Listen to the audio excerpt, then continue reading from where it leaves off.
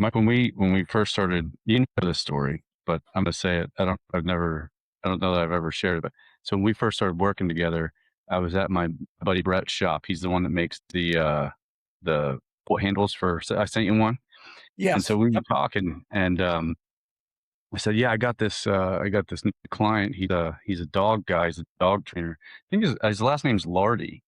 And he goes, is his first name Mike?" And I said, "Yeah, it's Mike Lardy." He goes, "You have no idea who that is, do you?" And I was like, "Should I?" And he goes, he's like the retriever guy, Todd. Like, his dogs, Huck and Ruby. He's like, I've done everything I've done to train my dogs came from Mike Lardy." And so then I was like, "Holy shit!" And we went back to his garage, and he pulled out like your entire library of training videos and everything that he used to train his dogs. So, and his dogs were the first dogs that I really that I ducked with or anything. And so, Okay. um, you had an impact on my life before I even had any idea who you were, Mike. So there's that. That's good. That's Yeah. good. Well, you know what happens in retirement? They say you go from who's who to who's he. You get, I don't know. Maybe I don't know if that's true. I mean, you still train your dogs a lot, though. I Do you train my work at dog. it at all, or or like when you go down south, are you working, or are you just going down to train your own dogs? I just go down there and train my own dog. Once a week, I train with an amateur group. I set up their tests and critique their handling. I do that like every Tuesday. It sort of keeps my mind sharp in the game, and there are a lot of great friends there in that group, and so it's a lot of fun. You just volunteer. Yeah, yeah, Yeah, that's awesome. But well, leading in with that, I figured it'd be better for you to give yourself an introduction, for me to give yourself an introduction. So, um, for those uninformed like I used to be, would you mind, kind of telling everybody who you are and what you've done and everything like that? that's a little. Well, yeah, I was a retriever trainer for 40 years, a little over 40 years, and I was training them for competition for retriever field trials, and that's kind of like the Olympics of retrieverdom. You train these dogs to do kind of amazing things, and you're training them like athletes. You know, they have to be. It's not just like you get a dog for 6 months and then you send it home. You get that dog for its career. You might have it for 8 months. I've had some dogs for 10 years on and off. And so we competed in retriever field trials around the country. Our game culminates in the National Amateur Championship every June and the National Open Championship every November.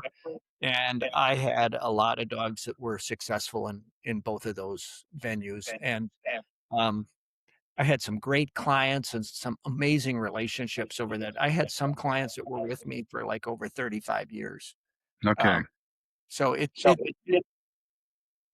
a very intense for the people that do it. It's not just a casual thing. It's like being in an athletic competition and training for it and preparing for it kind of all the time. Yeah. What got you into it? I grew up with dogs, Okay.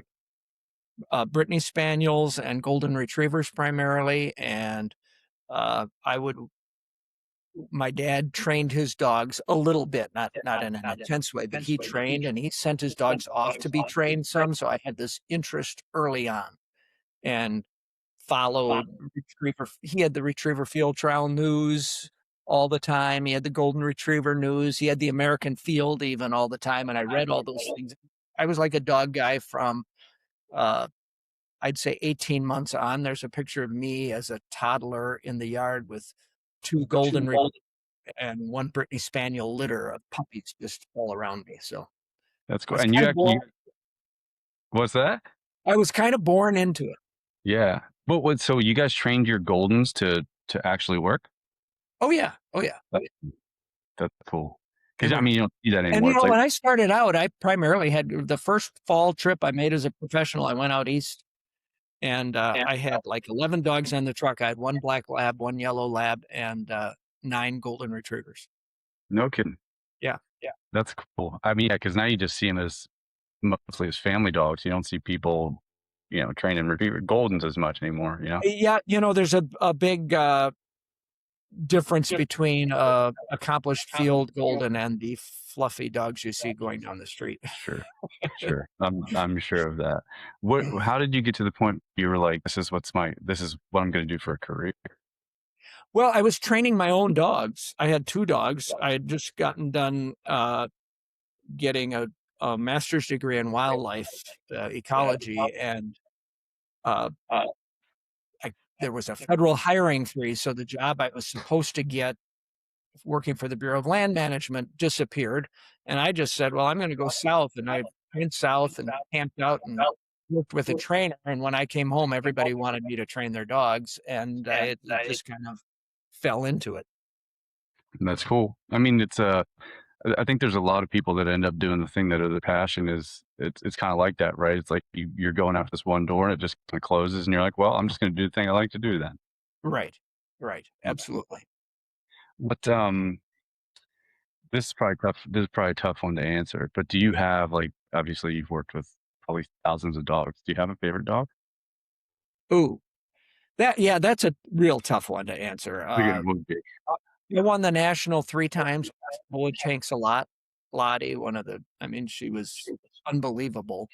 But one of my first early successful dogs was a dog named Bunny, who was kind of a wild dog at the line, a little bit uncontrollable, but absolutely breathtaking in her work. And since she was kind of the first one that was that good, I kind of remember her a lot. So I've just been blessed with a whole bunch of really good dogs. What kind of dog was Bunny? Black lab female. She's a black lab. Yep. Labs are great, man. If you're like, let's say you're going to go to a breeder and you're gonna pick out a dog that you're gonna get, you're gonna train, you want to hunt with. What do you look for? Well, there's so many things. You got to look, number one is health. Yeah. You can get the nicest breeding in the world, but if you don't have a strong back, good hips, good eyes, good heart, all the clearances that a responsible breeder does, that would be number one. You want to look at the health history of the sire and the dam. If they had 2 cruciate surgeries, you might not want to get a puppy out of that, because we're discovering now more and more that cruciates may be somewhat genetically related. And then I like, you can have the fanciest pedigree in the world, but if you don't know the dogs, they might not be the right dog for you. I've had I want to know the sire and the dam. I just don't want to know. I don't want to know only their pedigree. I want to know what they were like. How easy were they to train? There's some field champions that required incredible amount of work to attain that title, and there's some other dogs that easily or without much conflict or work became a field champion. There are dogs that make noise and creep that you probably don't want their offspring in your duck blind with you. And there are other dogs that are quiet and responsible and yet very hard going. And you do want those. So you kind of have to know the dog. You wouldn't want to just go on paper alone.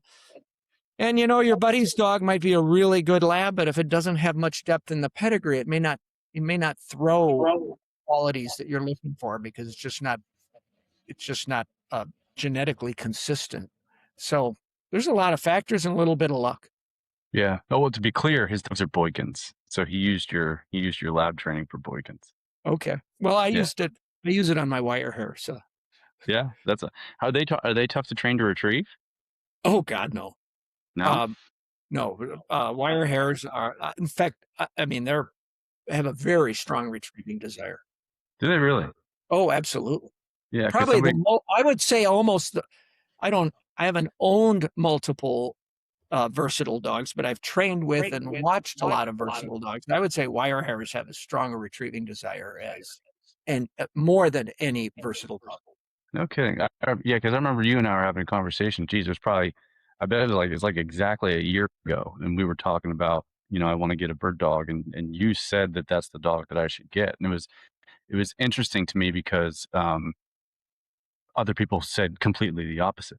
They were saying, you can't get them to do that. They don't like the water, like all of that kind of stuff. Oh my God. Yeah. I've heard people say it. my dog is an awesome water dog. Now, maybe their individual experience Sure. was one thing, and maybe my individual experience is another. It points out the importance of knowing what the sire and the dam are actually like. Yeah. Well, for sure, and I mean, I think that's, you c I guess the consensus is you just can't really be impulsive about this kind of a purchase, like, you Right. wanna really know what you're doing. Exactly. Yeah. So, you did that for a long damn time. Now you're retired, but I like how you live your retirement, so what do you what are you doing for your retirement, Mike? Well, I've made it my mission to hunt, upland hunt as much as possible in the fall in as many places as possible. I grew up hunting rough grouse in Wisconsin. My dad was an upland hunter. We we hunted actually quite a bit. Rough grouse were very common in southwest Wisconsin in the 70s and 80s, and that's what I grew up doing. And then, the with our national championship in November, I just didn't get for most of my uh, training career, I didn't get to do much upland hunting, just a little bit here and there. So as soon as my retirement was looming, I scooped up this Yana, this wire hair puppy from my buddy in Idaho, um, and off we went. We've been hunting everywhere since then: North Dakota, northern Wisconsin, Oregon, kind of all over the. Do you have, like, a what's your truck rig setup for all this? That's a great question. I have a pickup, and I just got a new one that has a little longer bed where I'll be able to get 3 crates sideways and open them through a side flip-up window on the topper. There's so many trade-offs. It takes a long time to make that decision because, you so often when I travel across the country, it's either too hot or too cold. You Yeah. don't want you're worried about the dogs in the back. Is it if it's 90 out and if you're driving in September to eastern Montana or western North Dakota and it's 90 out, you want to have the dogs in the cab and get the air conditioning on them. So maybe a suburban kind of vehicle would be better. They get skunked, and the last place you want them is inside your cab. You know, and there's plenty of horror stories of people who had to, drive a long way with their simply skunked dog. So it goes back and forth, and I just feel like I can manage it. And the dogs are well enough behaved that if I run into an extreme situation, I can put my back seats up and have 3 dogs loose on the back seat floor with the air conditioning on. You know, Yeah. they're, they're all house dogs and well behaved and get along. So we get them out of the crates and we can put them in the back seat if we have to. Do you that brings up an interesting question in my mind. So, like, your dogs are house dogs and hunting dogs. Do you ever run into dogs that, like, man, you gotta make them one or the other? Or do you think that pretty much any dog could be a house dog and a hunting dog? I think pretty much any dog can be a house dog. And, when I started training retrievers professionally, it was sort of a conventional wisdom that um, a successful dog couldn't be a house dog because its relationship to you would be such that it might not respect you or listen to your commands as well or be as focused on his work. But all of our great dogs, all of them were house dogs. Hmm. Now, when they were with me, could they all be in the house at the same time? No, but you'd be amazed how many dogs I brought in and my assistant trainer brought in. And I might have 3 dogs in the house. He might have 3 or 4. And usually they were the older dogs. And when they were home with their owners, they would be inside. Um, so that's a long answer to your question, but they not only can they be house dogs, but I think it's much better. I also think it's better if you've gone chukar hunting and your dog has run 21 miles. I don't want them cooped up in box that's 2 feet by 2 feet Sure. or whatever. I want them 2 feet by 3 feet. I want them loose, being able to stretch, move around, that kind of thing. What other aspects of, like, the former, I'm sorry, conventional wisdom did you kind of observe and maybe contradict as you developed your systems for training dogs? Well, I mean, that's a in terms of retriever training, that's a really long and detailed subject, but I would guess, the word that I like to or the kind of the phraseology I like to use to summarize it is to get the ultimate performance out of a retriever, um, it has to be a habit. You cannot coerce it. If your performance is if the dog's performance is a result of coercion, like you've got to do this lot, you really force it in, you'll never get the reliability that you'll get if you build the habit slowly and make the habit consistent. Okay. I mean, make no mistake about it. We use pressure in aspects of our training, and it's a very detailed um, program. It's not hazard at all, but to get the kind of performances you're looking in a top level field trial retriever, it's got to be, it's got to be true. It can't just be like, oh, I gotta get in trouble. Yeah. Yeah. Sounds like it's like you got to make it just something that you do, but also something that's I'm going to use a anthropomorphic word because I don't have a better one. But something that they enjoy. Yeah, I equated. I don't want to diminish the um, significance of military service, but I always say I want my dogs to have a send in the Marines kind of attitude. In other Hmm, words, they see cold water, tough situation. They're not enjoying it. They're taking on the responsibility and say, "You can do this." sure. So it's a little more than just like, I mean, certain aspects are, yeah, if you shoot a duck flyer and it's 50 yards away and splashes in the water, they're doing it out of sheer joy. But Yeah. when you're ascending on a water blind and it's cold, a field trial or a national and it's cold and you're pointing them at the water and they know what their responsibility is, they don't slink away from it. They grit their teeth and they do it. Yeah. So to be competitive at the highest level, it just requires that kind of special attitude and relationship with the dog that you can get that kind of performance.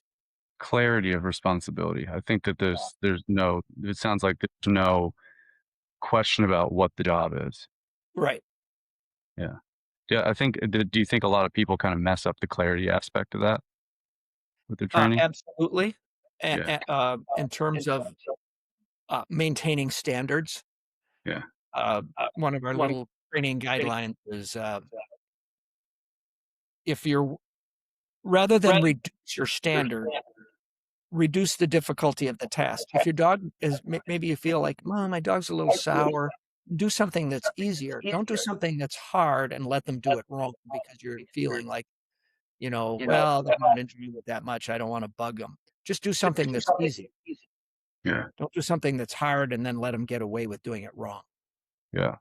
Because then there's still a standard, and then maybe you can build momentum into the tougher thing once they get moved. Exactly. Yeah, I like that. So the upland hunting grouse, I mean, it's a I don't know, it's such a like you see the pictures of it, it makes you feel nostalgic and all that kind of stuff. And I've never got to hunt grouse in the upper Midwest or anything. We Oh, did it really? like no, I haven't done it yet. We had them.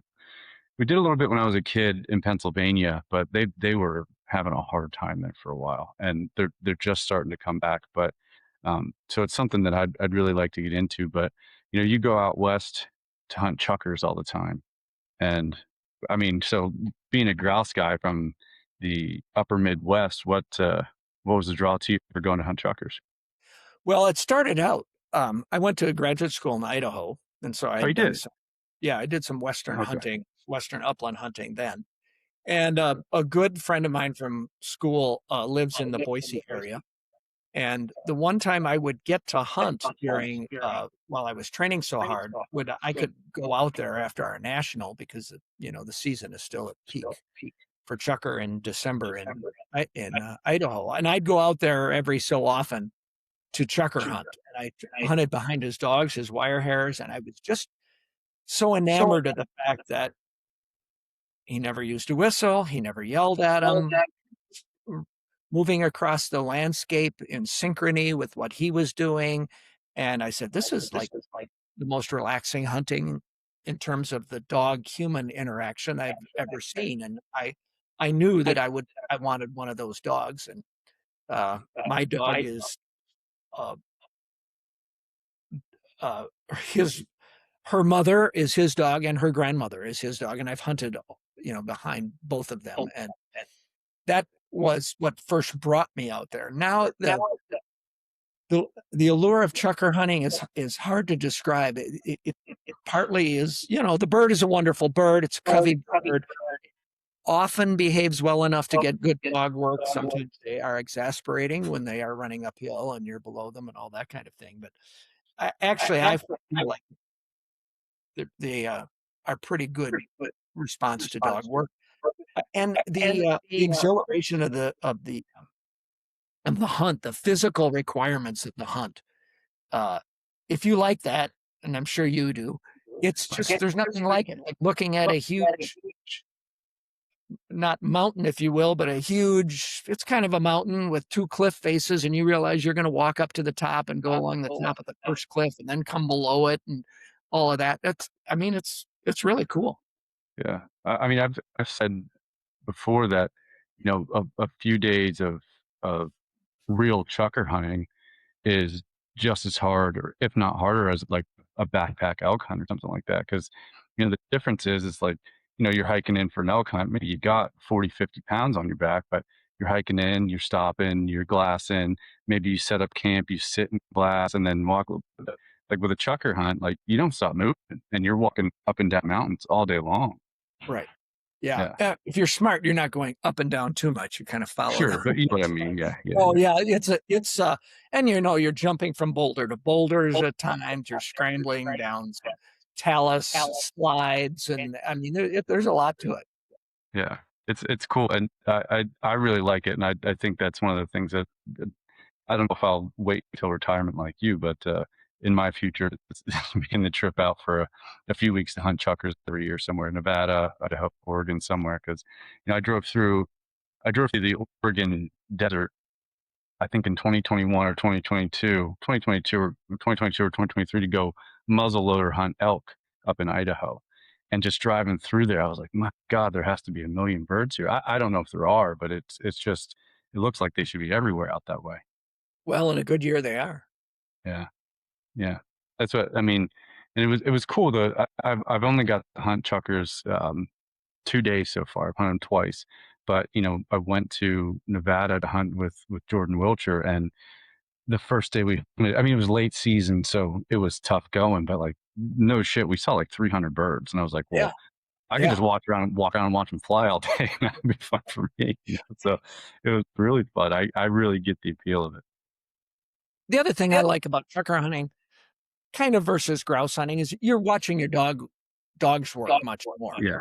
Yeah. So often in the grouse woods, okay, you got to look down at you listen for a bell, which I don't use, or look down at your GPS to say, oh, it's over there now. And, it's out in the prairie or in the chucker slopes, on the chucker slopes, you really get to watch the dog work. Yeah. Yeah, So it is that's neat. the thing that's appealing about it. I like that a lot too. How big do your dogs run when you're hunting chuckers? It kind of, it varies. I mean, they can be out 400 yards. And I love Yana's a really big running dog. But sometimes she's in close. It kind of depends on the terrain and the rocks and the cliffs and all of that. I'm not crazy about her being 400 yards away because, if she's 400 yards away up the hill and goes on point, it's going to take you quite a while to get there. I'd rather wait until we made a loop back that way. But no, she'll run big, and then sometimes she's not so far. Yeah. And would you say that now at this point in your life, with all the uploading and stuff that you've done, is chucker your favorite? Or do you still Well, have that grouse in your heart? My mind tells me that the grouse should be my favorite bird. It's what I grew up with. It's it's a native bird, first of all. And it's in Wisconsin, and it is the so-called king of game birds. But if when push comes to shove, I think I like a chucker hunt more. I can understand. It's tough too because you fight that, right? Also, it's the size of the hunt. You can park your truck on a chucker hunt and go and walk 6, 7 miles, not see another person, and spend the day doing it. Yeah. You might be away from your truck for 7 or 8 hours. A grouse hunt is more, you park, you hunt that cover for an hour or 2, get back to the truck, then you go try another spot. Now, that's not always that way, but there aren't too many places that you do like a 5-hour grouse hunt. Sure. I like the epic nature of the chucker hunt. Yeah. It's big country. It's huge Yeah. country where they live. Was it similar when you went to South Africa to what all did you hunt? Let's take a step back. What all did you hunt when you went to South Africa? Uh, well, the second trip, which was the trip Oh, freshest you in my went before. You went before. I didn't know that. before, I wanted to go back with these gray wing francolins, Okay. which are uh, which inhabit an area that's much like our chucker hunting. It's subtly different, but it's very much like our chucker hunting. Treeless lands, steep rocky terrain in many spots, little brushy areas, just like we have little clumps of sagebrush where you often find the birds near the cliffs. There's these clumps of brush. You're in this magnificent uh, uh, scenery, uh, and it's a challenging hunt physically, like a chucker hunt is. Yeah. So what did you what did you really enjoy about hunting in South Africa? Everything the cult, the birds, the dog work, and the trainer, the guide, Chris Christodulo, who is the guide there, is just a really amazing person who is it's just fun and rewarding to spend 5 or 6 days with him. He's a dog trainer, a chef, a great guide. Um, he's just he's a renaissance man. Like you, I always say that you two of you are very similar. I Um, appreciate that. the the the terrain and the challenges, and then seeing the European pointers. So they have European English pointers, and the style is so different than ours. And I always enjoy these situations where you have kind of a standard that's completely opposite of another standard, but they're both born out of the same desire. So let me explain that. Yeah. United States, a high tail on an English pointer or or a setter is considered a style point, like you compete. They want to see that 12 o'clock tail. And they want those dogs running across through the woods or across the prairie with that tail cracking, showing that style. The Europeans want a flat tail. Hmm. They penalize a dog that has a high tail. And I will say that I feel like their dogs maybe move more fluidly across the landscape, and maybe that's what they're looking for. They sort of have a flat line, and when they go on point, it's a flat line. Both standards are born with a desire for style, but they came to different conclusions as to what style was.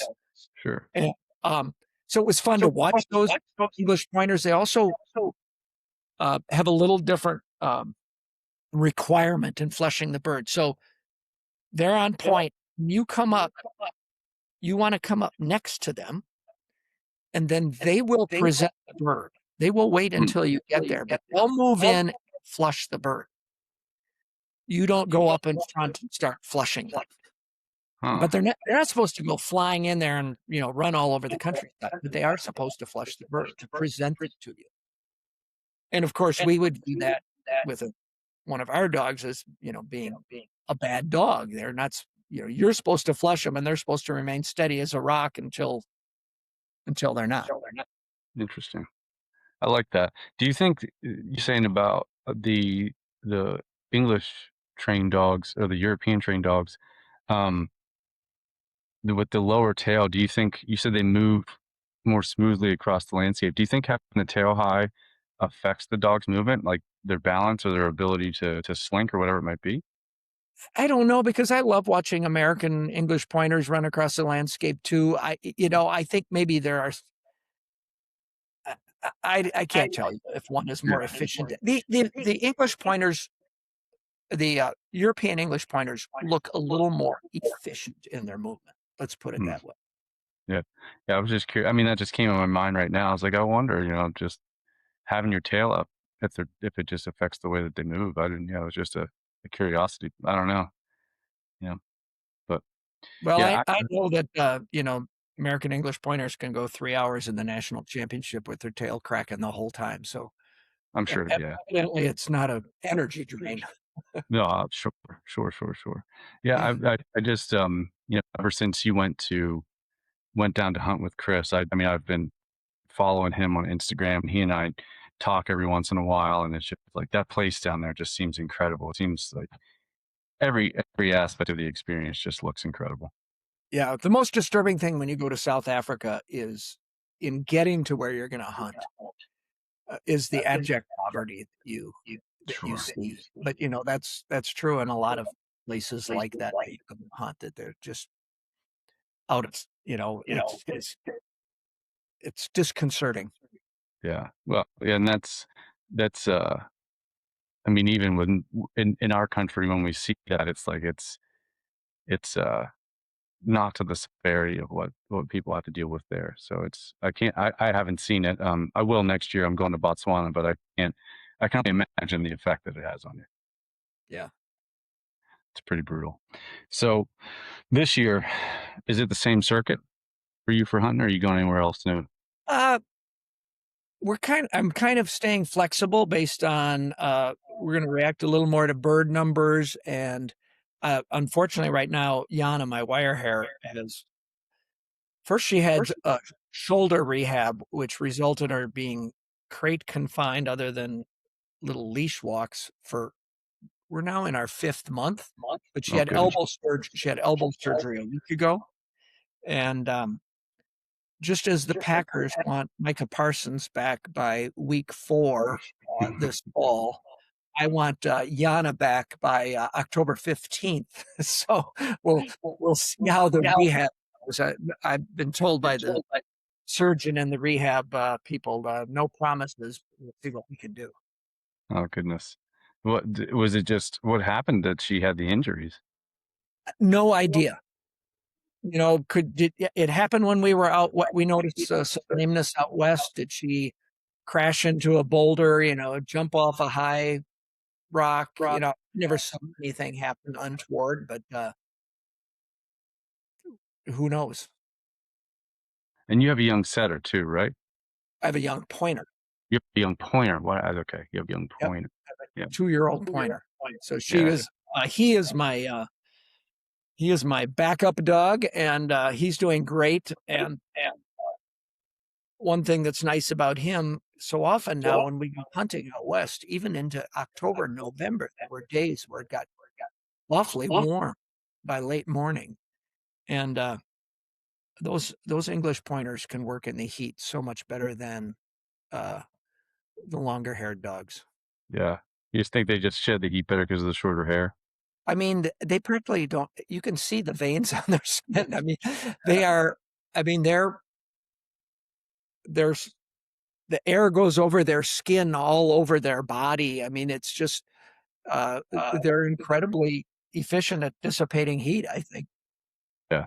Just so do you think their blood vessels run closer to the skin than other dogs? I don't know, but with no hair covering it, you just see it. I mean, Yeah. their skin is so much of his underbelly is just exposed to the world. Now it would be a little. He's a great water retriever, by the way, and he may be my backup duck dog if Yana isn't ready.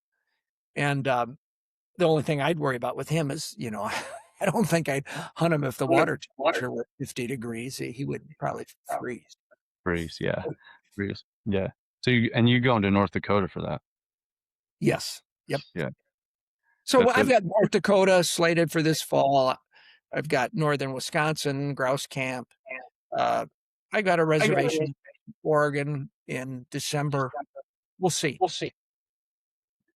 well, that's the nice thing about being retired. Is you can be flexible. Yeah. Yeah, that's right. I don't have to tell my boss what week I'm taking off. You can just take her as she comes. That's a good thing. Do you do you hunt deer or anything anymore? Yeah. Yep. Yeah, I hunt whitetails locally. yeah.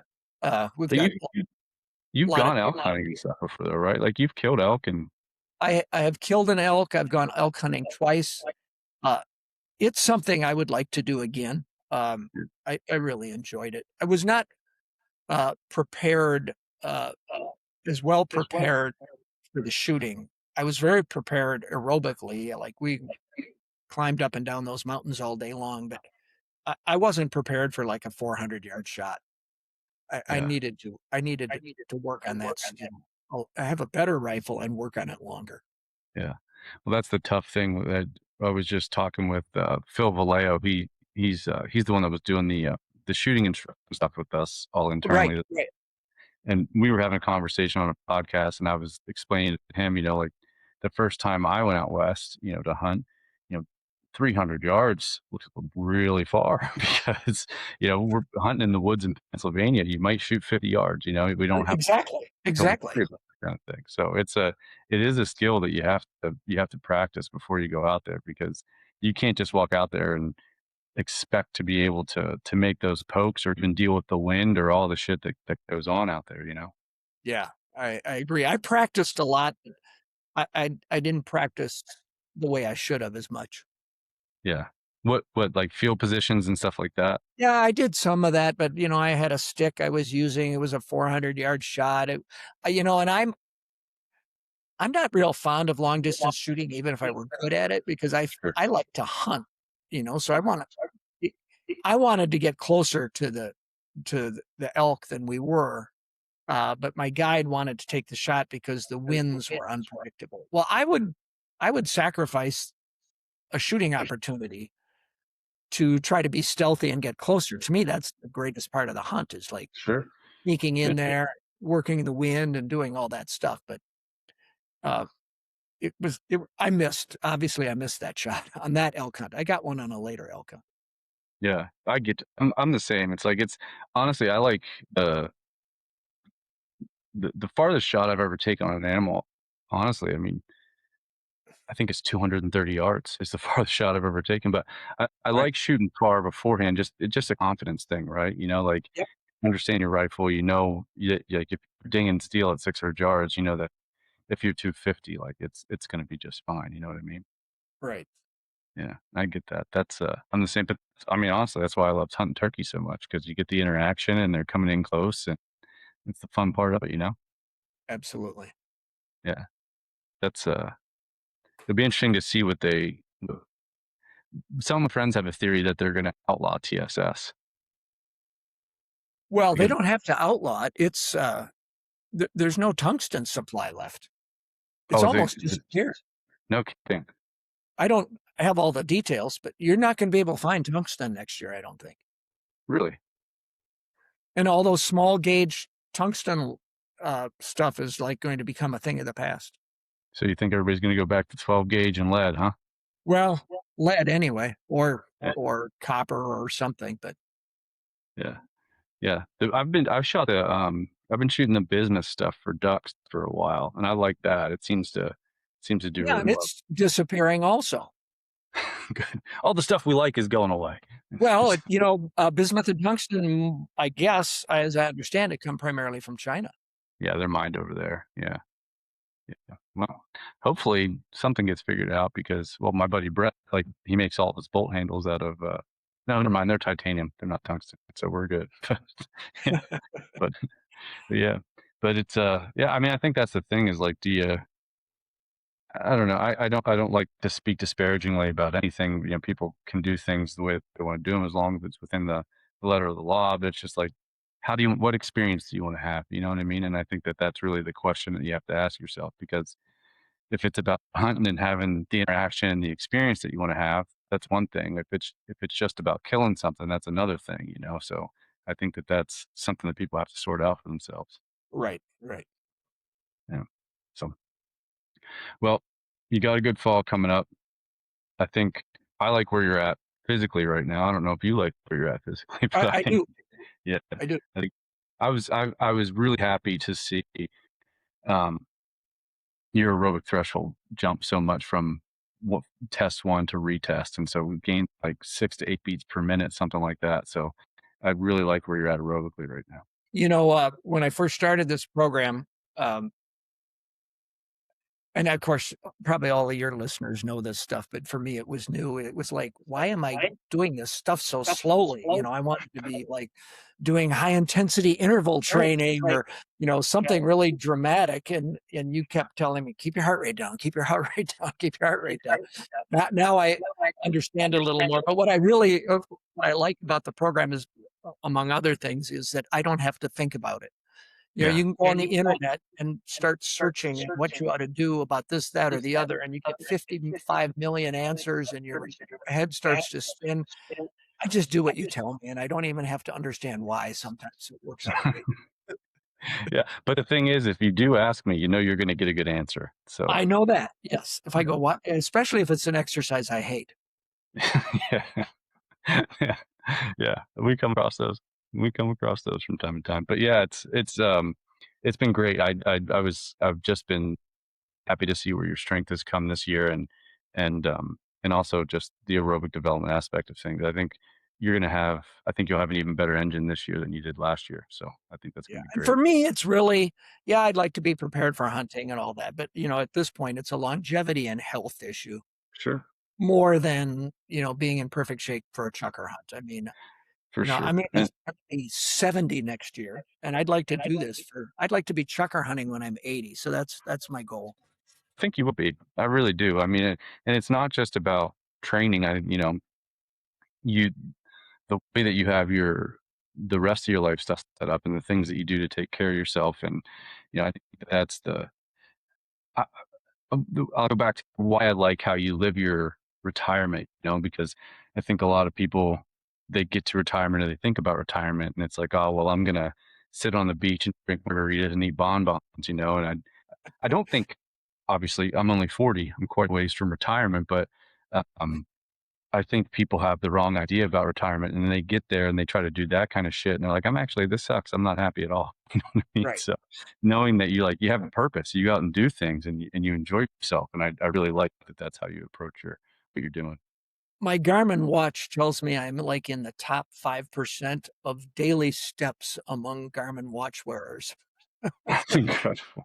Well, you don't sit still very well. I do know that about you. So Yeah, I don't sit still. I love turkey hunting and I do a lot of it. And I love waterfowl hunting and I do a fair amount of it. But I'd much rather be moving, and deer hunting. And the problem with all three of them is sitting too long. Eventually, I'm like, okay, that's let's get about moving. Let's go do something. Honestly, that's why, like, when I hunt deer in rifle season back in Pennsylvania, I just go to the most miserable ridge in Mifflin County, Pennsylvania, and I hunt that, and I still hunt it because I know nobody else is going to walk up that son of a bitch. So that's what Okay. I go through, because I mean, I don't love sitting still either. I don't even think I'm going to hunt in archery season this year. It's kind of a badge of honor, you might say, to stay in your stand all day long on opening day for sure, and maybe the entire opening weekend. Oh, It's hard. when I realized at some point, I said, this isn't a prison sentence. If you don't like it, just go in, Yeah. But it is, I much prefer the movement of upland hunting. Oh, for sure. Me too. And I think the whitetail guys that get really into the sitting and stuff, it's because they've done all that work all summer to find their buck and get it patterned and do all that kind of stuff. And so the game for them is just being where they need to be when they're supposed to be there. And it's like, Right, right. I played that game for a few years. There were a couple bucks in Virginia that I was hunting on these two different pieces of ground I had access to. And, you know, throughout the season, I passed up decent bucks that I could have killed because there were these two that I had my sights set on. And I got to the end of that season, I was like, I didn't have near as much fun as I normally do. Like, I think I'm done with this. I'm just going to kill the thing that walks out from me. It's just not as fun. So I think there's something that it just goes back to what do you want to do and how do you want to do it. So Absolutely. yeah. Well, Mike, I really appreciate you taking the time to chat, and I mean, I've learned more about dogs on this podcast, and um, I think you do. I've been bouncing back and forth uh, against around a few breeds or what the bird dog's going to be. But I think going back to my buddy Brett. I was at his shop. Probably last year sometime after you and I talked. I'd come back east from California. He's like, man, I'm still thinking about what dog to get. And he goes, you know what dog to get. You were told just buy and get the dog that Mike told you to get. That's what you should get. So I think, Don't discount a flushing dog. I mean, my wife wishes we had a Labrador because a Labrador is a babe. You love to go on walks and, casual walks or hiking walks, not hunting walks. The Labrador has more of a, hey, we're out for a walk attitude. I mean, anytime I go outside, Yana's hunting. She might yeah, be sure. hunting near me, but she's hunting. Um, a Labrador is still a great dog, and people are very successful with flushing dogs. Part of my deal with retirement was I trained labs all my life. I wanted something different, Sure. and I like I like pointing dogs, and I like hunting behind them, but I would never discount a flushing dog. What do So you think maybe, about all the pointing lab stuff? Because I've heard a lot of people talk about that. well, for a while I had a very negative attitude about it because I didn't know anything. It just Right. sounded stupid. And a guy who, what do they call it? The American Pointing Lab Association was having an event about 20 miles from here. He asked me to come out and maybe talk to the group and watch their trial. And I was thinking this was going to be like a cult or something, all these weird people with their pointing labs. Nicest people in the world, really nice dogs. They were doing, a water double and a water blind, double and a land blind. Just some of their dogs were field trial bred. They were telling me that they liked a couple of dogs I trained were some of the best sires for winning labs. And some of them ran field trials. They ran qualifyings at field trials and they ran winning lab stuff. So my attitude is more, whatever floats your boat. If you like a pointing lab, that's great. They are obviously much more close ranging. Your points are less reliable. Mm, Um, you wouldn't expect a lab to go on point 150 yards away and wait for you for 15 minutes. I don't think a pointing lab can do that. Maybe somebody will tell me I'm wrong. Part of the reason for having a bird dog is covering more terrain. You know, when I was in school, I hunted chukar with a retriever, and I was pretty successful at it. But when you get in that prairie, that open country, the biggest advantage of the bird dog is covering more ground. yeah. Yeah. But I can tell you, Um, I think there can be a lot of advantages to a flushing dog in grouse hunting. why do you think that? The bird becomes more aware of you as you go in to flush it. So it more often than not, takes an escape route that prevents you from getting a good shot. Mm, Whereas when the flushing dog puts the bird out, the bird is more aware of the dog than you, and you'll often be presented with better shots because the bird flies right towards you or in front of you or whatever. That's a big generalization, but a flushing dog for grouse is not bad at all. interesting. Okay. I'll keep that in mind too. Mike, I don't know if you helped me. I think you might have actually just gave me too many thoughts again. You know what I mean? I was on the wire here, and now I don't know. No, I'm just kidding. But yeah, we'll see. I'm sure I'll be talking to you soon about Of course, this. you were living in When I said wire hair, you were living in California and you I were was looking living. at Utah, and so I was thinking you were like a full-time chukar hunter kind of thing. But Yeah, now you're back in Pennsylvania. You might want to go back to the flushing dog route. I don't know. yeah, we'll see. I'll figure it out. I do like. I mean, I like wire hairs. Um, I think cool dogs. I like big dogs. So I like How that. how is Ruth going to respond to another dog being around if Oh, you she go? loves dogs. Okay. I think one of the biggest disservices that I'm doing her right now is that she doesn't have a buddy. Oh, So okay. we go down to Solve that.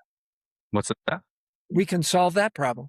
We can solve that. I take her down to she actually has a boyfriend now. His name's Wilson. He's a year old and he's a GSP.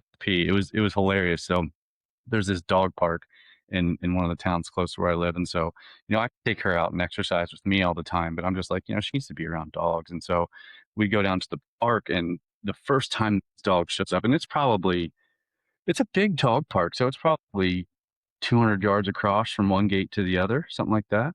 And we're at this gate and they're at the far gate and she sees this dog and she's like, yep. And and he saw her and he's like, yep. And they just ran right at each other. And then they just ran each other into the ground for like an hour. It was awesome. So, and he's a big DSP, he's like 75 pounds. So, he's a cool dog. So yeah, she needs a buddy. She likes dogs um, and just being around, I've come down to Virginia to do some work, and some of her dogs that she's friends with down here, and just seeing how she is after she gets to be with other dogs. I'm like, yep. So that's a problem that we'll solve here soon. But she Okay, does need great. a buddy. GSPs are great dogs. You don't rule that one out if you. I like them. I like how they look for sure. So it's yeah. uh, You're just giving me more thoughts, Mike. You're supposed to make this simple for me. Like I don't. You don't have to think when I give you stuff. I don't want to have to think, Mike. Just to know what I Gotcha. need. So, yeah, but anyway, Mike, I appreciate your time. Thanks so much. And You bet. I again, I'm excited for everything you get to do this year, and I appreciate all the support you've given me over the years. So thank you so much. All right. Good to talk to you. Absolutely. We'll talk soon, Mike.